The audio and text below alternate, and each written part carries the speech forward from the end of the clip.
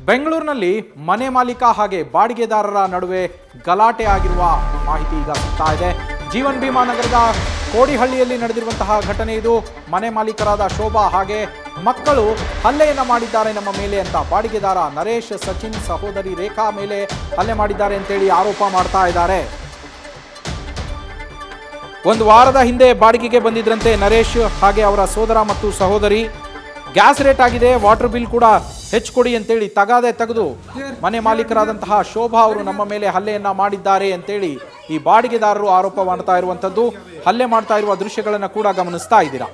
ಈ ಬಗ್ಗೆ ನಮ್ಮ ಪ್ರತಿನಿಧಿ ಚಂದ್ರು ಮಾಹಿತಿಯನ್ನ ನೀಡ್ತಾ ಹೋಗ್ತಾರೆ. ಫೋನ್ನಲ್ಲಿ ಜಾಯ್ನ್ ಆಗಿದ್ದಾರೆ. ಚಂದ್ರಶೇಖರ್, ಗ್ಯಾಸ್ ರೇಟ್ ಆಯಿತು ಅಂತೇಳಿ ವಾಟರ್ ಬಿಲ್ ಜಾಸ್ತಿ ಆಗ್ತಾ ಇದೆ, ನನಗೆ ಹೆಚ್ಚಿನ ಬಾಡಿಗೆ ಕೊಡಿ ಅಂತೇಳಿ ಗಲಾಟೆ ಮಾಡಿರುವಂಥದ್ದು. ಆ ಬಾಡಿಗೆದಾರರು ಎಷ್ಟು ದಿನ ಆಗಿತ್ತು ಅಲ್ಲಿ ಬಾಡಿಗೆಗೆ ಬಂದು? ಅಷ್ಟು ಬೇಗ ಕೇಳುವಂಥದ್ದು ಏನಿದೆ ಅಂತ? ಖಂಡಿತವಾಗಿಯೂ ನವೀನ್, ಏನು ಈ ಒಂದು ಪ್ರಕರಣಕ್ಕೆ ಸಂಬಂಧಪಟ್ಟಂತೆ ಮಾರ್ಚ್ 29ರಂದು ಈ ಒಂದು ಘಟನೆ ನಡೆದಿರುವಂತಹದ್ದು. ಈ ಘಟನೆ ವೇಳೆಯಲ್ಲಿ ಮನೆ ಮಾಲೀಕರಾಗಿರುವಂತಹ ಶೋಭಾ ಮತ್ತು ದೇವರಾಜ್ ಮತ್ತು ಮಕ್ಕಳು ಯಾರಿದ್ದಾರೆ, ಈ ಶೋಭಾ ಅನ್ನುವಂತಹ ಮಹಿಳೆ ಏನಿದ್ದಾಳೆ, ಆ ಮನೆಯ ಮಾಲಿಕೆ, ಆಕೆ ಹೋಗಿ ಏನು ನರೇಶ್ ಅನ್ನುವಂತಹ ಒಂದು ಉತ್ತರ ಭಾರತದ ಮೂಲದ ವ್ಯಕ್ತಿಗೆ ಬಾಡಿಗೆಯನ್ನ ಹೆಚ್ಚು ಈಗಾಗಲೇ ಒಂದು ವಾರದ ಹಿಂದೆ ಅಗ್ರಿಮೆಂಟ್ ಕೂಡ ಮಾಡ್ಕೊಂಡಿರ್ತಾರೆ. ಎಷ್ಟು ಬಾಡಿಗೆಯನ್ನ ಕೊಡಬೇಕು ಅನ್ನುವಂತ ವಿಚಾರಕ್ಕೆ ಸಂಬಂಧಪಟ್ಟಂತೆ ಎಲ್ಲ ಕೂಡ ಮಾತುಕತೆ ಆಗಿ ಆ ವಿಚಾರಕ್ಕೆ ಸಂಬಂಧಪಟ್ಟಂತೆ ಅವರು ಬಾಡಿಗೆಯನ್ನ ಕೊಟ್ಟು ಅಡ್ವಾನ್ಸ್ ಅನ್ನ ಕೊಟ್ಟು ಮನೆಯಲ್ಲಿ ತಂಗಿರ್ತಾರೆ.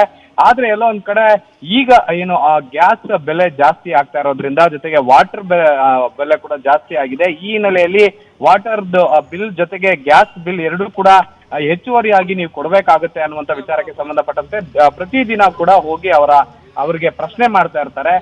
ಹೆಚ್ಚಿನ ಹಣ ನೀಡಿ ಅಥವಾ ಮನೆ ಖಾಲಿ ಮಾಡಿ ಅನ್ನುವಂತ ವಿಚಾರಕ್ಕೆ ಸಂಬಂಧಪಟ್ಟಂತೆ ಅವರ ಸಚಿನ್ ಅನ್ನುವಂತಹ ಒಂದು ಉತ್ತರ ಭಾರತದ ಮೂಲ ವ್ಯಕ್ತಿ ಏನಿದ್ದಾನೆ ಆತನಿಗೆ ಒತ್ತಡವನ್ನ ಹೇರ್ತಾರೆ.